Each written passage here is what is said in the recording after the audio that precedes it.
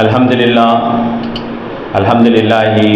نحمدہ ونصلی علی رسولہ الکریم، اما بعد، قال اللہ تبارک اللہ تعالی فی قرآن المجید و فرقان الحمید، اعوذ باللہ من الشیطان الرجیم، بسم اللہ الرحمن الرحیم، ورفعنا لک ذکرک، صدق اللہ العلی العظیم، رب اشرح لی صدری ویسر لی امری واحلل عقدۃ من لسانی یفقہوا قولی، آمین یا رب العالمین۔ شروع اللہ کے نام سے جو بڑا مہربان اور نہایت رحم فرمانے والا ہے۔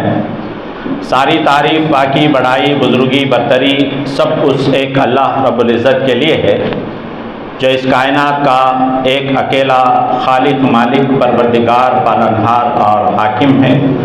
درود و سلام تمام انبیاء الصلاۃ والسلام کی جماعت پر، خاص طور پر خاتم النبیین سید المرسلین محمد مصطفیٰ صلی اللہ علیہ وسلم پر، جو انبیاء کے سلسلے کی آخری کڑی۔ ڈائس پر تشریف فرما امیر مقامی جماعت اسلامی حشمت اللہ خان صاحب و معزز بزرگوں، دوستوں، نوجوانوں، السلام علیکم ورحمۃ اللہ وبرکاتہ۔ اللہ تعالیٰ کے حکم کے مطابق ایک آیت، اس کو میں پڑھوں گا۔ ہماری یہ نشست نبی صلی اللہ علیہ وسلم کے تعریف اور آپ کی سیرت کے متعلق ہے، تو اس آیت سے ہم یعنی ہمارے اس پہلے حصے کا آغاز کریں گے۔ ان اللہ و ملائکتہ یصلون علی النبی یا ایھا الذین آمنوا صلوا علیہ وسلموا تسلیما، اللہم صلی علی سیدنا محمد وعلی آل سیدنا محمد وبارک وسلم۔ میں آپ کے سامنے نبی صلی اللہ علیہ وسلم کی ولادت سے نبوت کے 40 سال کے کچھ اہم پہلو، اہم واقعات پیش کرنے کی کوشش کروں گا۔ سب سے پہلے جب ولادت کا دن، اس سے پہلے جو واقعہ ہم بار بار سنتے ہیں، قرآن مجید میں اس کا ذکر آیا ہے کہ ابراہہ نے، جو یمن کا بادشاہ تھا، وہ خانہ کعبہ کو ڈھانے کے غرض سے فوج کے ساتھ، بڑے لشکر کے ساتھ مکہ آیا، تو اس وقت اللہ تعالیٰ نے اس کی لشکر کو، اس کی فوج کو جس طرح نصف و نابود کیا، وہ واقعہ عرب میں بہت مشہور ہوا۔ عرب میں پہلے ہمارے پاس جس طرح کیلنڈرز ہوا کرتے ہیں، اس طرح کوئی کیلنڈر نہیں تھا۔ اس طرح کے واقعات کو کوٹ کر کے دوسرے دنوں کے، مہینوں کی گنتی وہ کر لیتے تھے۔ تو نبی صلی اللہ علیہ وسلم کی ولادت سے 55 دن پہلے وہ واقعہ پیش آیا۔ نبی صلی اللہ علیہ وسلم کی ولادت 22 اپریل 2571، دوشنبے کا دن، پیر کا دن، صبح کا وقت تھا۔ اس وقت نبی صلی اللہ علیہ وسلم دنیا میں تشریف لائے۔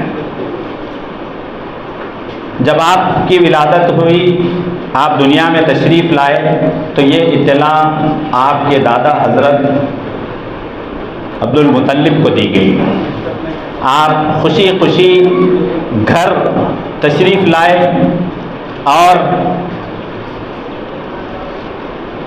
پوترے کو گود لیا اور کعبۃ اللہ کی طرف گئے۔ وہاں کعبہ کے قریب میں زیارت کعبہ ہوئی، پھر نام رکھا گیا محمد صلی اللہ علیہ وسلم، پھر گھر واپس آئے۔ جیسے رواج تھا مکے کے اندر کہ 7 دن کے بعد ختنہ اور عقیقے کا، اس طرح نبی صلی اللہ علیہ وسلم کا بھی عقیقہ 7 دن میں ہوا۔ خاندان، قبیلے کے لوگوں کو دعوت دی گئی، وہ سب وہاں جمع ہوئے اور قبیلے والوں نے نام پوچھا کہ کیا نام رکھا گیا ہے۔ تو دادا عبد المطلب نے قبیلے والوں سے کہا کہ محمد صلی اللہ علیہ وسلم۔ تو ان لوگوں نے سوال کیا کہ یہ خاندان، قبیلے میں اس سے پہلے باپ دادا کا کسی کا نام یہ نہیں ہے، یہ کون سا نیا نام ہے جو آپ نے رکھا ہے؟ تو دادا نے کہا کہ میں چاہتا ہوں کہ میرے پوترے کی تعریف ہو، ہر جہانوں میں محمد نام جو ہے اس کے معنی ہے جس کی تعریف کی جائے، جو تعریف کے قابل ہے یا جو تعریف کے لائق ہے۔ تو یہ جو چیز ہے وہ دادا نے نام رکھا۔ جو روایت تھی، جو طریقہ کار تھا مکے کے اندر، بچوں کو شہر کے علاقے کے لوگ گاؤں کی طرف بھیجتے تھے، وہ پرورش کے لیے اور اچھی خاصے آب و ہوا کے لیے۔ تو اس طرح نبی صلی اللہ علیہ وسلم کو بھی وہاں سے لے جانے کے لیے وہ جو لوگ آئے تھے، خواتین، بہت ساری خواتین آئی تھی، بنو سعید کے قبیلے سے بھی حلیمہ سعدیہ بنت زحیب بھی آئی تھی۔ ان کی سواری جو تھی وہ ناقص تھی، کمزور تھی۔ وہ جو لوگ ان کے ساتھ نکلے تھے وہ ان سے پہلے مکہ پہنچ گئے۔ سب عورتوں نے بچوں کو گود لے لیا، ایک بچہ رہ گیا تھا، وہ تھے محمد الرسول اللہ صلی اللہ علیہ وسلم۔ اب حلیمہ سعدیہ نے یہ طے کیا کہ اب میں خالی ہاتھ جانے سے بہتر ہے کہ میں اس بچے کو گود لے لوں۔ وہ فرماتی ہیں کہ جب میں نے دیکھا محمد الرسول اللہ صلی اللہ علیہ وسلم کو تو وہ فرماتی ہیں کہ اتنا خوبصورت بچہ میں نے آج تک نہیں دیکھا۔ جب آپ کو سینے سے لگایا تو میری جو تھکان تھی سفر کے دوران میں اور جو یعنی مسائل ہوئے تھے سفر میں، وہ ساری تھکان اور سب جاتی رہی، میں بہت ہی راحت محسوس کری۔ اس کے بعد میں نے طے کیا کہ ساتھ لے کر جائیں گے۔ اب واپسی کا جو سفر تھا وہ آتے وقت جو مشکلیں مصیبتیں تھیں وہ ساری ختم ہو گئی اور اب سفر آسان ہوا۔ وہ گھر کی طرف لوٹ گئے اور آپ کے بھی 2 بچے تھے۔ وہ 2 بچوں کے لیے دودھ کا، غذا کا جو پوزیشن گھر میں تھا وہ بس نہیں ہوتا تھا، ماں کو اتنا دودھ نہیں آتا تھا، بکریاں تھیں، بکریوں کا بھی اتنا دودھ نہیں ہوتا تھا کہ بچے پوری طریقے سے سیر ہو سکے۔ لیکن جب نبی صلی اللہ علیہ وسلم کو لے گئے اپنے گھر تو اس سارے یعنی گھر میں خیر و برکت آ گئی، اور جو بچے بھوک سے بلبلا رہے تھے وہ سب جو ہے نا سیر ہو کر دودھ کا یعنی استعمال کیا۔ یہ سلسلہ 2 سال تک وہ دائی حلیمہ کے پاس رہے۔ 2 سال کے بعد جو روایت تھی کہ بچوں کو واپس کر دینا، تو وہ نبی صلی اللہ علیہ وسلم کو واپس مکہ لے گئے۔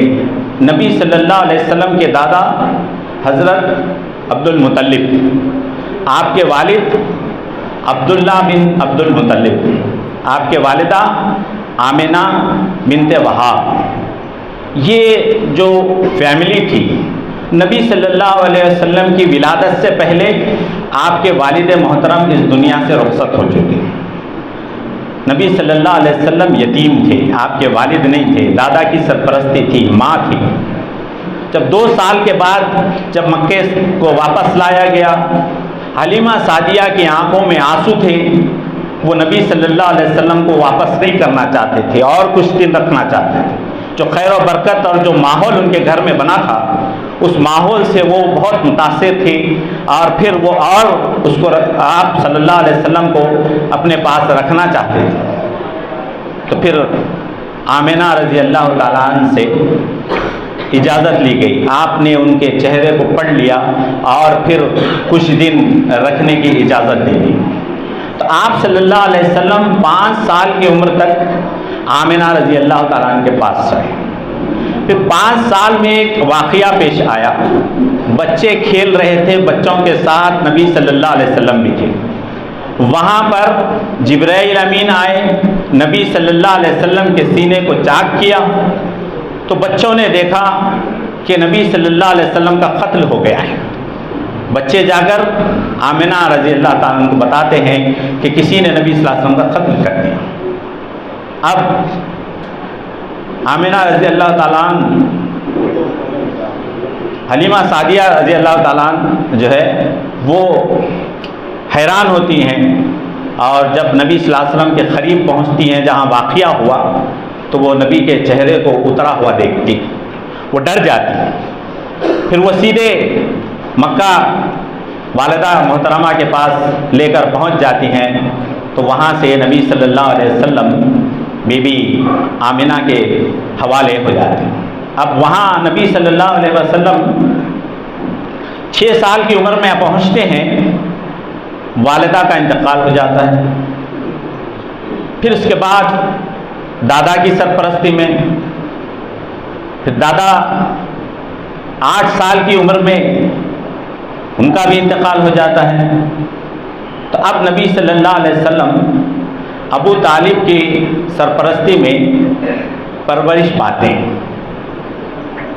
جب 13 سال کی عمر کو پہنچتے ہیں تو ایک قافلہ جو عرب والوں کا اکثر شام کی طرف تجارت کے غرض سے جایا کرتا تھا، اس قافلے میں نبی صلی اللہ علیہ وسلم بھی جاتے ہیں چاچا کے ساتھ۔ تو اس وقت جو قافلہ ہمیشہ جا کر ایک مقام پر پڑاؤ ڈالتا تھا، وہ بصرہ نام کا مقام تھا، اس مقام میں کے قریب میں ایک گرجا گھر تھا۔ اس گرجا میں ایک پادری ہوا کرتا تھا، اس کا نام جرجس اور بحیرہ کے نام سے مشہور تھا۔ تو یہ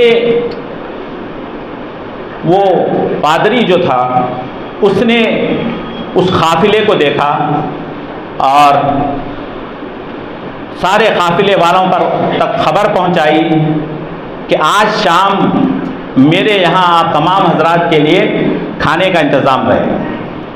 جو پہلے سے سفر میں جاتے تھے تجارت کے غرض سے شام کی طرف، ایسا معاملہ کبھی ان کے ساتھ پیش نہیں آیا، ہمیشہ وہیں کھڑے رہتے تھے، وہیں ٹھہرتے تھے، ان کا پڑاؤ وہیں ہوتا تھا، لیکن وہ اس طرح کا مہمان نوازی کوئی نہیں کرتے تھے۔ اس بار وہ پریشان ہوئے کہ کیوں وہ مہمان نوازی کرنا چاہتے، تو وہ کھانے کے لیے شام کا کھانے کی دعوت دی گئی، سب لوگ جمع ہوئے کھانے کے غرض سے۔ تو اس وقت نبی صلی اللہ علیہ وسلم 13 برس کے تھے، وہ ساتھ نہیں آئے تھے لوگوں کے جو کھانے کے لیے مکے سے جو لوگ مسافر بن کے گئے تھے، وہ کھانے کے دعوت پر گئے، نبی صلی اللہ علیہ وسلم نہیں گئے۔ تو جس نے دعوت دی اس نے کہا کہ یہاں سب لوگ آ گئے، تو لوگوں نے کہا کہ ایک بچے کو چھوڑ کر سب آئے۔ تو اس نے کہا کہ وہ بچے کو بھی بلاؤ۔ جب نبی صلی اللہ علیہ وسلم وہاں آئے تو اس نے آپ سے سوال کیا، آپ کا نام کیا ہے، آپ کے والد کون ہیں، اس طرح سے سوال کر رہا تھا۔ اتنے میں ابو طالب وہاں پہنچ گئے۔ ابو طالب سے کہا کہ یہ کون بچہ ہے؟ تو ابو طالب نے روانگی میں کہہ دیا کہ یہ میرا بچہ ہے۔ تو اس نے کہا کہ ایسا نہیں ہو سکتا، ان کے باپ دنیا میں نہیں ہیں، اور کچھ نشانیاں نبی صلی اللہ علیہ وسلم کے متعلق اس نے بتلائی۔ ابو طالب نے سوال کیا کہ یہ ساری باتیں تم کو کیسے معلوم؟ اس نے کہا کہ یہ ساری باتیں ہماری کتابوں میں تورات اور انجیل میں ہیں۔ میں جب دیکھ رہا تھا تمہارا قافلہ ادھر آ رہا تھا، میں سارے نظارے دیکھا کہ پہاڑ درخت یہ سب جھک رہے ہیں، یہ صرف اور صرف نبی کے لیے یہ جھکتے ہیں، باقی دوسری مخلوق کے لیے نہیں جھکتے۔ تو اس نے پہچان لیا اور کہا ابو طالب سے کہ ان کو آگے چل کر یہودیوں سے خطرہ ہے، بہتر ہے کہ آپ اس سفر کو، ان کے سفر کو یہیں پر روک دیں اور مکہ واپس بھیجا دیں۔ اس کے مشورے پر آپ نے نبی صلی اللہ علیہ وسلم کو مکے کی طرف واپس بھیجا دیا۔ اب نبی صلی اللہ علیہ وسلم مکے میں ابو طالب کے ساتھ وہ جو ماحول بنا تھا، وہاں مکے کے اندر ایک خار پڑ گیا تھا، سوکھا پڑ گیا تھا، لوگوں کو کھانے پینے کی کمی ہو گئی، پانی کم ہو گیا، سب پریشان تھے۔ تو یہ جو دادا پورے مکے کے سردار تھے، یہ ابو طالب سے بھی لوگ مشورہ کرتے تھے کہ اب کیا کیا جائے۔ اس وقت نبی صلی اللہ علیہ وسلم بھی ابو طالب کے ساتھ ہوا کرتے تھے۔ سب لوگوں نے مشورہ کیا کہ خانہ کعبہ کے پاس کھڑے ہوں گے، وہاں مشورہ کریں گے اور آگے کے راہ عمل طے کریں گے۔ وہاں مکے کے قریب پہنچے تو اس وقت سب لوگ ایک ایک بات کر رہے تھے۔ کچھ لوگوں نے کہا کہ ہم نے ہمارے بتوں کو ناراض کیا ہے، ان کو صحیح ڈھنگ سے نذرانہ پیش نہیں کیا ہے، اس وجہ سے یہ آفت ہمارے اوپر آئی۔ کسی نے کہا کہ لات، عزا، منات یہ جو بت ہیں یہ ہم سے ناراض ہیں، اس لیے ہمارے اوپر یہ مصیبت آئی، اب کیا کیا جائے؟ تو سب لوگوں نے کہا کہ رب کعبہ سے دعا کی جائے، رب کعبہ کی طرف پلٹے۔ تو وہ رب کعبہ کی طرف دعا کرنے کا ابو طالب نے کہا کہ رب کعبہ وہ ہے جو معصوم لوگوں کی دعا کو سنتا ہے۔ اپنے بھتیجے کی طرف محمد صلی اللہ علیہ وسلم کی طرف اشارہ کیا اور کہا کہ دعا کریں۔ نبی صلی اللہ علیہ وسلم سارے معاملے کو غور سے سن رہے تھے۔ آپ نے ان سب کی باتوں کا کچھ جواب نہیں دیا، خاموش رہے اور اپنے سر مبارک کو آسمان کی طرف اٹھایا، انگلی سے اشارہ کیا کہ جب وہ موسم جو اس وقت تھا پورا گرم اور پوری دھوپ اور کوئی پانی یا بارش کا کوئی آثار نہیں تھا، ایسے میں نبی صلی اللہ علیہ وسلم کے آسمان کی طرف دیکھنا اور اپنی انگلی سے اشارہ کرنا، اللہ تبارک و تعالیٰ نے جو معجزہ اس وقت یعنی مکے والوں کو دکھایا کہ دیکھتے ہی دیکھتے بادل چھا گئے اور بارش جو ہے وہ شروع ہو گئی۔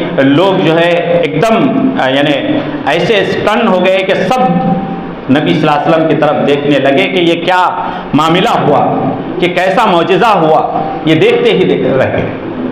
اب نبی صلی اللہ علیہ وسلم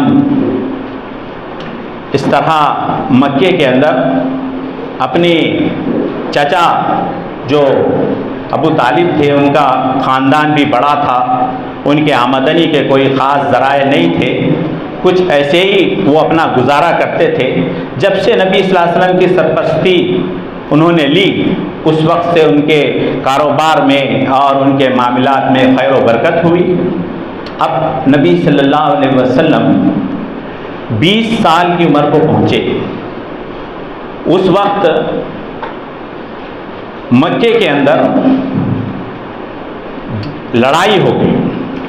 کچھ قبیلے تھے، بنو قریش، بنو کنانہ ایک طرف تھے اور قریش اور الیانہ یہ دو گروپ ایک طرف تھے۔ دونوں کے درمیان میں کچھ معاملے کو لے کر لڑائی ہوئی، جھگڑا ہوا، جس کو جنگ فجار کے نام سے تاریخ میں لکھا گیا ہے۔ یہ واقعہ ذیقعد کے مہینے میں ہوا۔ ذیقعد کا مہینہ جو ہے وہ اسلام سے پہلے بھی عرب کے لوگوں کے اندر احترام والا تھا۔ اس کا احترام اس طرح تھا کہ کعبۃ اللہ کے قریب میں کسی قسم کا لڑائی جھگڑا ان 4 مہینوں کے اندر نہ قریب کرتے تھے نہ کہیں دور کرتے تھے۔ عرب والے ان 4 مہینوں میں لڑائی جھگڑا نہیں کرتے تھے۔ تو ذیقعد کے مہینے میں جب یہ جنگ ہوئی تو اس کا نام جنگ فجار رکھا گیا۔ یہ جنگ فجار ہوئی، اس وقت نبی صلی اللہ علیہ وسلم نے اپنے چچا کو تیر اپڑ اپڑ کر دیتے رہے۔ اس کے بعد معاملہ کچھ معاہدہ ہوا، 5 قبیلے ایک جگہ جمع ہوئے، بنو ہاشم، بنو مطلب، بنو اسد اور بنو تیمیہ، یہ سب ایک جگہ جمع ہوئے۔ اور بنو زہرہ یہ قبیلے تھے جو مکے کے اندر کمانڈ جن کا تھا۔ ان سب لوگوں نے یہ لڑائی جھگڑے سے بیزار ہو کر کچھ معاہدہ کرنے اور پھر کوئی ظلم اور زیادتی نہ ہو، ایک اگریمنٹ کرنے کا طے کیا۔ تو وہ اگریمنٹ عبداللہ بن جندان کے گھر پر ہوا، جو بنو تمیم کے سردار تھے۔ ان کے مکان پر یہ معاہدہ ہوا۔ اس معاہدے میں یہ باتیں طے تھی کہ کوئی کسی کو ناحق نہیں ستائے گا، کوئی کسی کے اوپر ظلم نہیں کرے گا، نہ بڑوں پر بوڑھوں پر ظلم کیا جائے گا، نہ مسافر پر ظلم کیا جائے گا، نہ اجنبی پر ظلم کیا جائے گا، اور کسی پر ظلم ہوگا تو یہ قبیلے جو اگریمنٹ میں بیٹھے ہیں، اس اگریمنٹ کا نام حلف الفضول ہے۔ اس اگریمنٹ میں یہ بات طے کی گئی کہ جس پر ظلم کیا جائے گا اس مظلوم کے ساتھ یہ 5 قبیلے کھڑے ہوں گے جب تک اس کو انصاف نہیں ملے گا۔ نبی صلی اللہ علیہ وسلم نے اس اگریمنٹ کو نبوت کے دور میں بھی یاد کیا، کہا کہ اس طریقے کے اگریمنٹس اگر آج بھی کسی کے ساتھ ہوتے ہیں تو میں اس طرح کے یعنی اگریمنٹس میں شامل ہونا اچھا سمجھتا ہوں، اور سب سے یعنی سرخ اونٹوں سے زیادہ اس کو بہتر سمجھتا ہوں۔ اب نبی صلی اللہ علیہ وسلم کی عمر مبارک 24-25 کے درمیان میں تھی کہ آپ اپنے گھر کو کس طرح آمدنی کے ذرائع تلاش کرنے لگے۔ تو روایتوں میں کئی سیرت کی کتابوں میں بکریاں چرانے کا بھی ذکر ہے۔ تو یہاں نبی صلی اللہ علیہ وسلم تجارت کے غرض سے ختیجہ رضی اللہ تعالیٰ عنہ کے پاس سے کچھ مال خریدا۔ ختیجہ رضی اللہ تعالیٰ عنہ وہ تھی جو مکے کے اندر مالدار خاتون تھے، اور سارے تاجروں کو، جو چھوٹے موٹے تاجر تھے، ان کو فائنانس کرتے تھے، ان کو کاروبار کے لیے مال دیتے اور ان سے فائدہ وہ بھی لیتے، اور جو کاروبار کرتا اس کو بھی فائدہ دیتے۔ جو تجارت کے غرض سے مال ختیجہ رضی اللہ تعالیٰ عنہ کے پاس سے لیتے، وہ سارا مال جو ہے تجارت کے بعد پھر سے لوٹا دیتے، کچھ فائدہ ان کو ملتا اور کچھ فائدہ وہ بھی لے لیتے۔ اس طرح نبی کریم صلی اللہ علیہ وسلم نے بھی ختیجہ رضی اللہ تعالیٰ عنہ کے ساتھ تجارت کے غرض سے معاہدہ ہوا، کچھ مال آپ نے لیا اور ملک شام کی طرف اس مال کے ساتھ قافلے کے ساتھ چلے، مکے والوں کے ساتھ۔ آپ نے اپنے ایک غلام کو، میسرہ کو ساتھ لگا دیا کہ نبی صلی اللہ علیہ وسلم کے ساتھ وہ تجارت کے غرض سے جہاں شام پہنچے، وہ غلام جو ختیجہ رضی اللہ تعالیٰ عنہ کا تھا، اس نے سارے معاملات کو نبی صلی اللہ علیہ وسلم کے دیکھا، کس طرح لوگوں سے گفتگو کرتے ہیں، کس طرح مال لیتے ہیں، کس طرح بیچتے ہیں، کیسے لوگوں سے بات چیت کرتے ہیں، یہ ساری چیزوں کو اس نے غور کیا، اور آ کر ختیجہ رضی اللہ تعالیٰ عنہ سے کہا کہ کیا بہترین انداز ہے، تجارت ہے۔ اور پھر ختیجہ رضی اللہ تعالیٰ عنہ نے بھی کہا کہ اس میں خیر و برکت ہوئی، اور اس کے بعد مال میں اور اضافہ ہوا۔ پھر نبی صلی اللہ علیہ وسلم کی طرف ختیجہ رضی اللہ تعالیٰ عنہ نے اپنے نکاح کا پیغام بھیجا۔ یہ آپ کی طرف سے چاچا حمزہ رضی اللہ تعالیٰ عنہ بات چیت کے لیے گئے، رشتہ جو ہے وہ چاچا عبد المطلب کے سامنے بھی پیش کیا گیا، سب راضی ہوئے، تو وہ نکاح ہوا ختیجہ رضی اللہ تعالیٰ عنہ۔ اس وقت ختیجہ رضی اللہ تعالیٰ عنہ کی عمر 40 برس تھی، اور وہ 2 بار بیوہ ہو چکی تھی، اس سے پہلے 2 بار ان کا نکاح ہوا تھا۔ اب نبی صلی اللہ علیہ وسلم کی عمر 25 برس کی۔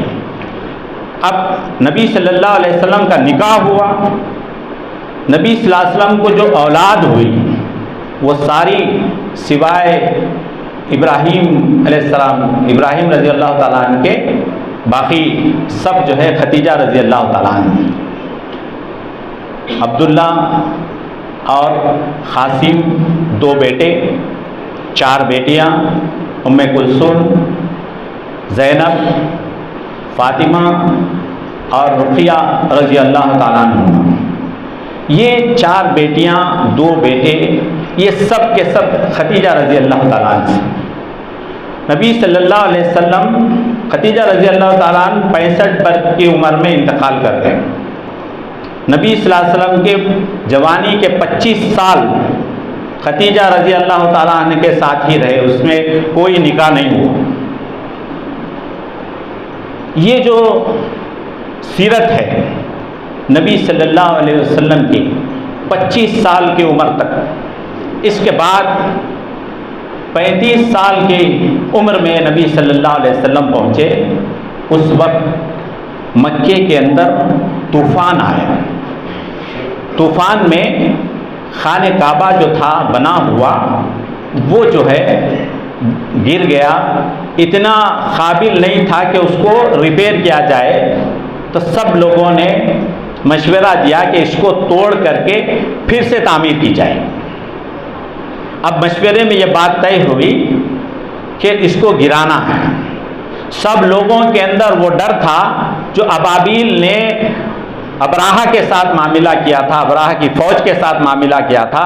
اگر ہم بھی اس طرح کچھ خانہ کعبہ کو کریں گے تو پھر ہمارے اوپر بھی اس طرح آفت آ سکتی ہے. کوئی گرانے یا اس کو ڈھانے کے لیے آگے نہیں جاتا. سب ڈر رہے تھے. تو پھر سب قبیلے والوں نے مشورہ کیا.